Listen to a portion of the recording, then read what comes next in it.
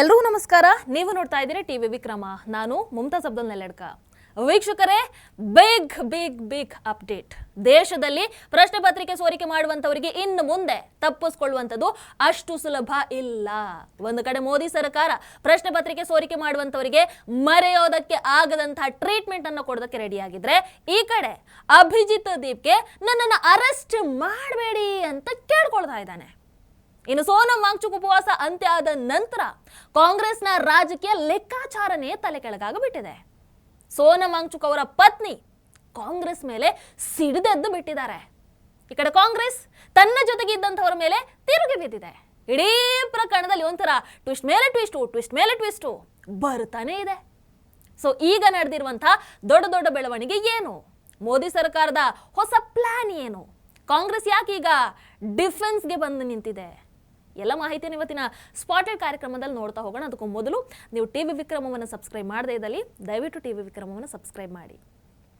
ವೀಕ್ಷಕರೇ, ಪ್ರಶ್ನೆ ಪತ್ರಿಕೆ ಸೋರಿಕೆ, ಅದೇ ರೀತಿ ಪರೀಕ್ಷಾ ಅಕ್ರಮಗಳಿಗೆ ಕಡಿವಾಣವನ್ನ ಹಾಕೋದಕ್ಕೆ ಮೋದಿ ಸರ್ಕಾರ ಕಾನೂನನ್ನ ಮತ್ತಷ್ಟು ಕಠಿಣಗೊಳಿಸೋದಕ್ಕೆ ಈಗ ಮುಂದಾಗಿ ನಿಂತಿದೆ. ಮೋದಿಜಿ ರಾತ್ರಿ ಒಂದು ವಿಡಿಯೋ ಸಂದೇಶವನ್ನು ನೀಡಿದ ಕೆಲವು ಗಂಟೆಗಳಲ್ಲಿ ಈಗ ಒಂದು ಮಹತ್ವದ ಬೆಳವಣಿಗೆ ನಡೆದಿದೆ. ಸರ್ಕಾರ ಸಾರ್ವಜನಿಕ ಪರೀಕ್ಷೆಗಳ ಅಕ್ರಮ ತಡೆ ಕಾಯ್ದೆ 2024ಕ್ಕೆ ತಿದ್ದುಪಡಿಯನ್ನು ತರೋದಕ್ಕೆ ಈಗ ರೆಡಿಯಾಗಿ ನಿಂತಿದೆ. ಈ ಪ್ರಸ್ತಾವನೆಗೆ ಕೇಂದ್ರ ಸಚಿವ ಸಂಪುಟ ಸಭೆಯಲ್ಲಿ ಅನುಮೋದನೆ ಸಿಗುವುದು ಕೂಡ ಬಾಕಿ ಇದೆ. ಈಗ ಜಾರಿಯಲ್ಲಿರುವಂತಹ ಕಾನೂನಿನ ಪ್ರಕಾರ ತಪ್ಪಿತಸ್ಥರಿಗೆ 3 ರಿಂದ 5 ವರ್ಷಗಳವರೆಗೆ ಜೈಲು ಶಿಕ್ಷೆ ಅಂತ ಇತ್ತು. ಇನ್ನು 10 ಲಕ್ಷ ರೂಪಾಯಿ ದಂಡ ವಿಧಿಸುವಂತ ಅವಕಾಶ ಇತ್ತು. ಆದ್ರೆ ಇನ್ನು ಹೊಸ ತಿದ್ದುಪಡಿಯ ಪ್ರಕಾರ ಜೈಲು ಶಿಕ್ಷೆಯನ್ನ 5 ರಿಂದ 10 ವರ್ಷಗಳವರೆಗೆ ಹೆಚ್ಚಿಸ್ತಾ ಇದ್ದಾರೆ. ಅದರ ಜೊತೆಗೆ ದಂಡ ಏನಿದೆ ಅದನ್ನ 1 ಕೋಟಿ ರೂಪಾಯಿವರೆಗೆ ಏರಿಸ್ತಾ ಇದ್ದಾರೆ. ಸೊ ಆ ಮೂಲಕ ಪ್ರಶ್ನೆ ಪತ್ರಿಕೆ ಸೋರಿಕೆ ಮಾಡುವಂತವರಿಗೆ ಸರ್ಕಾರ ಒಂದು ಸ್ಪಷ್ಟ ಸಂದೇಶವನ್ನ ಕೊಟ್ಟಿದೆ. ವಿದ್ಯಾರ್ಥಿಗಳ ಭವಿಷ್ಯದ ಜೊತೆಗೆ ಆಟವನ್ನ ಆಡಿದ್ರೆ ಇನ್ನು ಜೈಲೇ ಗತಿ, ಸುಮ್ಮನೆ ಬಿಡುವಂತಹ ಮಾತೇ ಇಲ್ಲ. ಇಲ್ಲಿ ಈ ಒಂದು ಬೆಳವಣಿಗೆ ಆದ್ರೆ, ಮತ್ತೊಂದು ಕಡೆ ನೋಡಿದ್ರೆ ಅಭಿಜಿತ್ ದೀಪ್ಗೆ ನನ್ನನ್ನ ಬಂಧಿಸೋದಕ್ಕೆ ಪ್ರಯತ್ನವನ್ನ ಮಾಡಬೇಡಿ, ನಾನು ಜಂತರ್ ಮಂತರ್ ಬಿಟ್ಟು ಕದಲೋದೇ ಇಲ್ಲ. ಇವತ್ತು ರಾತ್ರಿ ಸಿಜೆಪಿ ನಾಯಕರನ್ನ ಬಂಧಿಸೋದಕ್ಕೆ ಸಿದ್ಧತೆಗಳು ನಡೀತಾ ಇದೆ. ಈ ಮಾಹಿತಿ ನನಗೆ ಬಂದುಬಿಟ್ಟಿದೆ. ಸಂವಿಧಾನದ ಬಗ್ಗೆ ನಿಮಗೆ ಏನ್ ಸಮಸ್ಯೆ? ಅಲ್ಲ, ಇಲ್ಲಿ ಸಂವಿಧಾನ ಹೆಂಗ್ ಬಂತು? ಬಹುಶಃ ಶೀಲ್ಡ್ ಮಾಡ್ಕೊಳ್ಳೋದಕ್ಕೆ ಅನ್ಸುತ್ತೆ. ಇರ್ಲಿ, ಈ ಹೋರಾಟ ಇಡೀ ದೇಶಕ್ಕೆ ವಿಸ್ತರಿಸುತ್ತೆ. ಈಗ ನನ್ನನ್ನು ಬಂಧಿಸಿ ಬಿಟ್ರೆ ಈ ಚಳುವಳಿ ಇನ್ನಷ್ಟು ದೊಡ್ಡದಾಗಿಬಿಡುತ್ತೆ. ಕಾನೂನಿಗೆ ವಿರುದ್ಧವಾಗಿ ಯಾವುದೇ ಕ್ರಮವನ್ನ ಕೈಗೊಳ್ಳಬೇಡಿ. और एक इनपुट मिला है मुझे अभी कि आज रात को शायद से जो कॉकरोच जनता पार्टी की टीम है उन सबको अरेस्ट किया जा सकता है.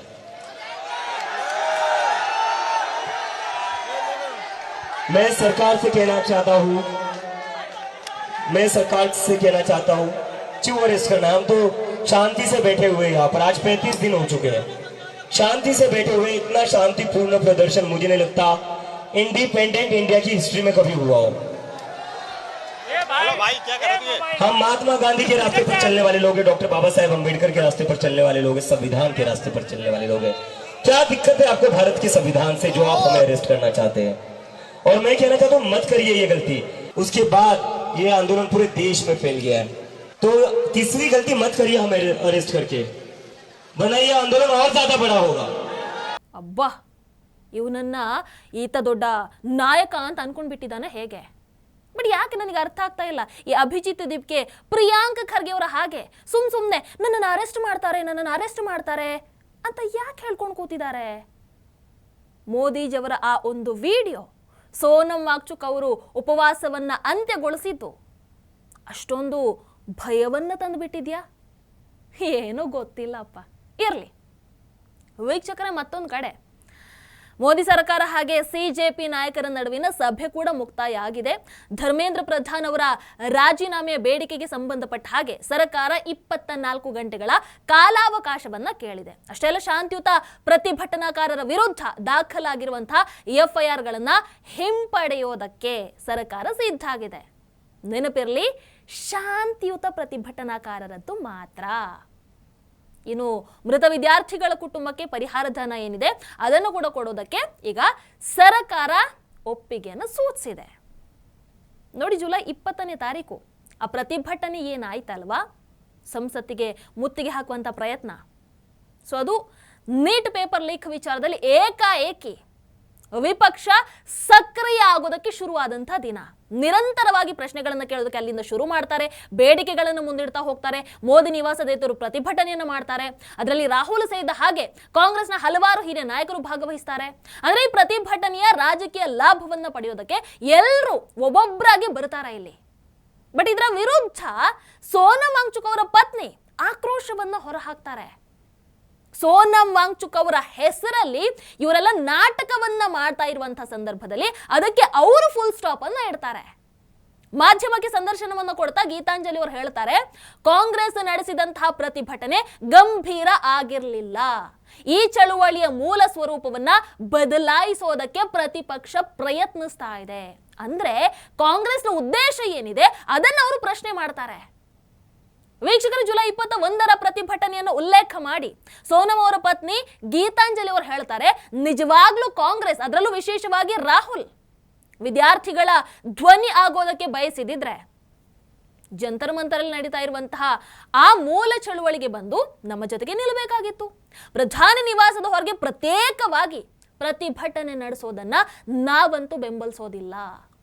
ಅಂದ್ರೆ ನೀಟ್ ವಿರುದ್ಧದ ನಿಮ್ಮ ಚಳುವಳಿಯಲ್ಲಿ ನಾವು ಇದೀವಪ್ಪ ಅಂತ ಕಾಂಗ್ರೆಸ್ ತನ್ನನ್ನ ತಾನು ಜೋಡಿಸ್ಕೊಳ್ಳೋದಕ್ಕೆ ಪ್ರಯತ್ನವನ್ನ ಪಟ್ಟರು ಕೂಡ ಅದನ್ನ ವಾಂಗ್ಚುಕ್ ಅವರ ಪತ್ನಿ ಆಕ್ಸೆಪ್ಟು ಮಾಡಲಿಲ್ಲ, ಅದನ್ನ ನಂಬಲೂ ಇಲ್ಲ, ಬದಲಾಗಿ ಪ್ರಶ್ನೆ ಮಾಡ್ತಾರೆ.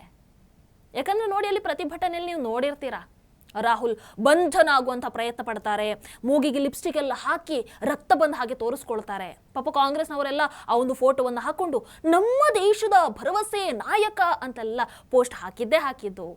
ಇನ್ನು ಪ್ರಿಯಾಂಕಾ ವಾದ್ರಾ ಅವರು ಅಷ್ಟೇ ಚಪ್ಪಾಳೆ ಎಲ್ಲ ತಡ್ಕೊಂಡು ಅಲ್ಲಿ ಪ್ರತಿಭಟನೆಯಲ್ಲಿ ಭಾರಿ ಜೋರಾಗಿ ಕಾಣಿಸ್ಕೊಂಡಿದ್ದು.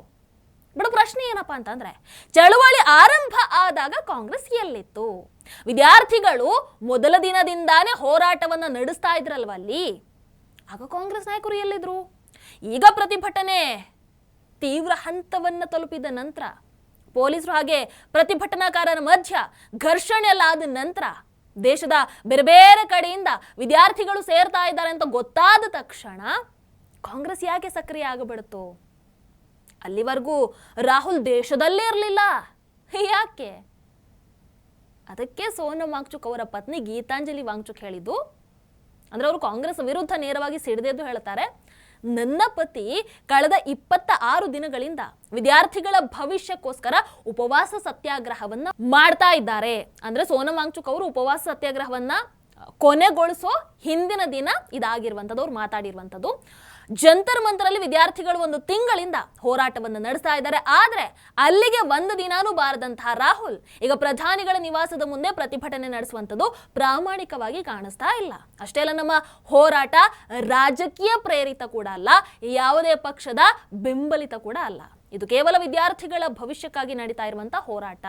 ನಮ್ಮನ್ನ ಬೆಂಬಲಿಸೋದಕ್ಕೆ ಯಾರೇ ಬಂದರೂ ಕೂಡ ಸ್ವಾಗತ, ಆದರೆ ನಾವು ಯಾವುದೇ ಪಕ್ಷದ ಕಾರ್ಯಕರ್ತರ ಹಾಗೆ ವರ್ತಿಸೋದಿಲ್ಲ ಅಂತ ಸ್ಪಷ್ಟಪಡಿಸಿದ್ರು. ಆಮೇಲೆ ಇನ್ನೊಂದು ಮಹತ್ವದ ಮಾತನ್ನು ಕೂಡ ಹೇಳ್ತಾರೆ, ಸೋನಂ ವಾಂಗ್ಚುಕ್ ಅವರ ಪಬ್ಲಿಕ್ ಇಮೇಜ್ ಅನ್ನ ರಾಜಕೀಯ ಉದ್ದೇಶಗಳಿಗೆ ಬಳಸೋದಕ್ಕೆ ಕೆಲವರು ಪ್ರಯತ್ನ ಪಡ್ತಾ ಇದ್ದಾರೆ. ಬಟ್ ಜನರಿಗೆ ಈ ನಿಜವಾದ ಜನಾಂದೋಲನ ಯಾವುದು, ಇವರ ಈ ರಾಜಕೀಯ ಪ್ರತಿಭಟನೆ ಯಾವುದು, ಇವುಗಳ ನಡುವಿನ ವ್ಯತ್ಯಾಸ ಬಹಳ ಚೆನ್ನಾಗಿ ಗೊತ್ತಿದೆ ಅಂತ ಕಾಂಗ್ರೆಸ್ ವಿರುದ್ಧವಾಗಿ ನೇರ ಅಟ್ಯಾಕ್ ಅನ್ನ ಮಾಡ್ತಾರೆ. ಸೊ ಮೋದಿಜಿ ಮಧ್ಯರಾತ್ರಿ ಆ ವಿಡಿಯೋ ಮಾಡಿ ಏನು ಹಾಕಿದ್ರಲ್ವಾ, ಅದಕ್ಕೂ ಮೊದಲೇ ಆಲ್ರೆಡಿ 1 ರೌಂಡ್ ಸೋನಂ ವಾಂಗ್ಚುಕ್ ಅವರ ಪತ್ನಿನ ವಿರೋಧ ಪಕ್ಷದವರ ಮುಖವಾಡವನ್ನ ಕಳಚಿದ್ರು ಅಂತಾನೆ ಹೇಳಬಹುದು. ಸೋನಂ ವಾಂಗ್ಚುಕ್ ಅವರು ಏಕಾಏಕಿ ಉಪವಾಸವನ್ನ ಕೊನೆಗೊಳಿಸೋದಕ್ಕೆ ಯಾಕೆ ಒಪ್ಕೊಂಡ್ರು, ಅಲ್ಲಿ ಏನಾಯಿತು, ನೋ ಐಡಿಯಾ. ಬಟ್ ಸೋನಂ ಅವರು ಉಪವಾಸವನ್ನ ಕೊನೆಗೊಳಿಸಿದ್ದಾರೆ. ಈಗ ನೋಡಿದ್ರೆ ಕಾಂಗ್ರೆಸ್ ಮತ್ತೆ ತನ್ನ ನೀಚ ಬುದ್ಧಿಯನ್ನು ಹೊರಗೆ ಹಾಕ್ತಾ ಇದೆ. ಏನು, ಸೋನಂ ವಾಂಗ್ಚುಕ್ ಉಪವಾಸ ಕೊನೆಗೊಳಿಸಿದ್ರಲ್ವಾ, ಈಗ ಕಾಂಗ್ರೆಸ್ ಅವರನ್ನೇ, ಅಂದ್ರೆ ಯಾರ ಹೆಸರಲ್ಲಿ ನಿಮ್ಮ ಜೊತೆಗೆ ನಾವಿದ್ದೇವೆ ಅಂತ ಹೇಳಿ ಪ್ರತಿಭಟನೆ ಎಲ್ಲ ಮಾಡ್ತಾ ಇದ್ರಲ್ವಾ, ಈಗ ಅದೇ ಸೋನಂ ವಾಂಗ್ಚುಕ್ ಅವರ ಮೇಲೆ ಅಟ್ಯಾಕ್ ಮಾಡೋದಕ್ಕೆ ಶುರು ಮಾಡಿಬಿಟ್ಟಿದ್ದಾರೆ. ಕಾಂಗ್ರೆಸ್ ಸಂಸದ ಇಮ್ರಾನ್ ಮಸೂದ್ ಹೇಳ್ತಾರೆ, ಇದು ಅಣ್ಣಾ ಹಜಾರೆ ಪಾರ್ಟ್ 2. ಅವತ್ತವರು ಮೌನ ಆಗಿದ್ರು, ಇವತ್ತು ಸೋನಂ ಸಾಹೇಬ್ರು ಮೌನ ಆಗಿಬಿಟ್ಟಿದ್ದಾರೆ. ಮೊದಲ ದಿನದಿಂದಾನೇ ಗೊತ್ತಿತ್ತಪ್ಪ, ಇವರು ಸರ್ಕಾರದ ಜೊತೆಗೆ ಒಪ್ಪಂದ ಮಾತುಕತೆಯನ್ನ ನಡೆಸಿದ್ದಾರೆ. ಹೀಗೆಲ್ಲ ಹೇಳೋ ಮೂಲಕ ಸೋನಂ ವಾಂಗ್ಚುಕ್ ಅವರಿಗೆ ಅವಮಾನವನ್ನ ಮಾಡ್ತಾರೆ. ಏನು ಹೇಳ್ತೀರಾ ಇದಕ್ಕೆ? ಅಂದರೆ ಎಲ್ಲರೂ ಸೇರಿ ಮೋದಿಜಿಯವರನ್ನ ಕೆಳಗೆ ಇಳಿಸಬೇಕು ಅಂತ ಬಹಳಷ್ಟು ಪ್ರಯತ್ನವನ್ನ ಪಟ್ಟರು. ಆದರೆ ಇವತ್ತು ಮೋದಿಜಿಯವರು ರಾತ್ರಿ ಒಂದು ವಿಡಿಯೋವನ್ನು ಹಾಕಿ ಬಿಡ್ತಾರೆ. ಅದಾದ ನಂತರ ಎಲ್ಲ ಉಲ್ಟಾಗಿಬಿಟ್ಟಿದೆ. ವಿರೋಧ ಪಕ್ಷದವರದಾಗಿರ್ಬೋದು, CJPದಾಗಿರ್ಬೋದು, ಎಲ್ಲರದ್ದು ಒಂದೊಂದೇ ಮುಖವಾಡಗಳು ಕಳಿಸೋದಕ್ಕೆ ಶುರುವಾಗಿಬಿಟ್ಟಿದೆ. ಅವರವರು ಎಕ್ಸ್ಪೋಸ್ ಆಗ್ತಾ ಇದ್ದಾರೆ. ಇದೇ ತಾನೇ ಬ್ಯೂಟಿ. ವೀಕ್ಷಕರ, ವಿದ್ಯಾರ್ಥಿಗಳ ಭವಿಷ್ಯದ ವಿಚಾರದಲ್ಲಿ ರಾಜಕೀಯಕ್ಕಿಂತ ಪರಿಹಾರ ಮುಖ್ಯ. ಅದನ್ನೇ ನಾವು ಹೇಳ್ಕೊಂಡು ಬರ್ತಾ ಇರುವಂಥದ್ದು. ಸರ್ಕಾರ ಈಗ ಕಠಿಣ ಕ್ರಮಗಳನ್ನು ಅಥವಾ ಕಠಿಣ ಕಾನೂನನ್ನು ತರುವಂಥ ನಿರ್ಧಾರ ಆಗಿರ್ಬೋದು, ಪ್ರತಿಭಟನಾಕಾರರ ಒಂದಷ್ಟು ಬೇಡಿಕೆಗಳಿಗೆ ಸಕಾರಾತ್ಮಕ ಸ್ಪಂದನೆಯನ್ನು ಕೊಟ್ಟಿರುವಂಥದ್ದಾಗಿರ್ಬೋದು, ಮತ್ತೊಂದು ಕಡೆ ಕಾಂಗ್ರೆಸ್ ಹಾಗೆ ಸೋನಂ ವಾಂಗ್ಚುಕ್ ಕುಟುಂಬದ ಮಧ್ಯೆ ಆಗಿರುವಂಥ ಒಂದಷ್ಟು ಭಿನ್ನಾಭಿಪ್ರಾಯ ಆಗಿರ್ಬೋದು, ಇವೆಲ್ಲವೂ ಈ ಹೋರಾಟಕ್ಕೆ ಒಂದು ಹೊಸ ತಿರುವನ್ನು ಕೊಟ್ಟಿದೆ ಅಂತಂದರೆ ಖಂಡಿತವಾಗ್ಲೂ ತಪ್ಪಾಗಲ್ಲ. ಸೊ ಮುಂದಿನ 24 ಗಂಟೆಗಳಲ್ಲಿ ಧರ್ಮೇಂದ್ರ ಪ್ರಧಾನ್ ಅವರ ರಾಜೀನಾಮೆ ವಿಚಾರದಲ್ಲಿ ಸರ್ಕಾರ ಯಾವ ನಿರ್ಧಾರವನ್ನು ತೆಗೆದುಕೊಳ್ಳುತ್ತೆ, ಹೊಸ ತಿದ್ದುಪಡಿ ಮಸೂದೆಗೆ ಗ್ರೀನ್ ಸಿಗ್ನಲ್ ಯಾವಾಗ ಸಿಗುತ್ತೆ, ಇವೆಲ್ಲವನ್ನ ಈಗ ದೇಶ ಬಹಳ ಕುತೂಹಲದಿಂದ ಕಾದು ನೋಡ್ತಾ ಇದೆ. ನೋಡೋಣ ಇನ್ನು ಮುಂದೆ ಏನೇನೆಲ್ಲ ಡೆವಲಪ್ಮೆಂಟ್ಸ್ ಆಗುತ್ತೆ ಅಂತ. ಈಗ ಆ್ಯಕ್ಚುಲಿ ಇನ್ನೂ ಮಜಾ ಬಂದಿದೆ. ಯಾಕಂದರೆ ಇಷ್ಟು ದಿನ ಎಲ್ಲ ಮೋದಿ ಮೋದಿ ಮೋದಿ ಮೋದಿ ಅಂತ ಟಾರ್ಗೆಟ್ ಮಾಡಿದ್ರು. ಬಟ್ ಈಗ ಸಿಚುವೇಶನ್ ಉಲ್ಟಾ ಆಗಿಬಿಟ್ಟಿದೆ. ನೋಡೋಣ ಇನ್ನು ಏನಾಗುತ್ತೆ ಅಂತ. ನಿಮ್ಮ ಅಭಿಪ್ರಾಯನೂ ಕಮೆಂಟ್ ಮಾಡಿ ತಿಳಿಸಿ. ನಮಸ್ಕಾರ. ಟಿವಿ ವಿಕ್ರಮ, ದೇಶ ನಿಮ್ಮ ಕೈಯಲ್ಲಿ. ಈ ಕಾರ್ಯಕ್ರಮ ನಿಮಗೆ ಇಷ್ಟ ಆಗಿದ್ದಲ್ಲಿ ಲೈಕ್, ಶೇರ್ ಹಾಗೂ ಕಮೆಂಟ್ ಮಾಡಿ. ಟಿವಿ ವಿಕ್ರಮದ ಕಾರ್ಯಕ್ರಮಗಳನ್ನು ನಿರಂತರವಾಗಿ ವೀಕ್ಷಿಸಲು ಸಬ್ಸ್ಕ್ರೈಬ್ ಮಾಡಿ, ಬೆಲ್ ಐಕನ್ ಒತ್ತಿ.